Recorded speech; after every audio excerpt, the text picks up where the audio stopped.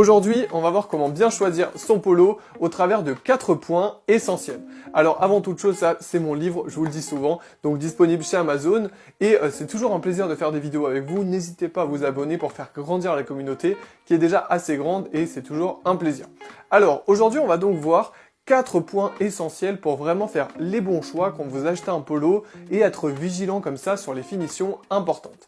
Alors, premier point qui est vraiment important et qu'il faut regarder en priorité, ça va être tout simplement le col. Le col, eh bien c'est ceci, la reliure comme ça du col, il faut qu'il puisse bien se tenir et qu'il évite les ondulations. Alors là, on est forcément sur un bon modèle puisque c'est Lacoste, une référence, mais il faut que vous puissiez jouer sur la qualité, il faut que ça puisse tenir dans le temps, donc soyez vigilants comme ça sur le col. Deuxièmement, le boutonnage. Le boutonnage, généralement, des beaux boutons, ils peuvent être en nacre ou avec des finitions particulières suivant la marque. Et ça, c'est un point aussi important, ils doivent bien tenir votre polo et ils doivent être durables dans le temps. Troisièmement, maintenant, vous avez tout simplement les manches comme élément important. Les manches, c'est notamment les coutures. Alors là, c'est une manche longue, mais c'est surtout au niveau des manches courtes. Évitez qu'il y ait des fils qui dépassent, etc.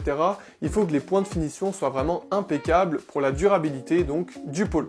Et enfin, quatrièmement, c'est le bas du polo.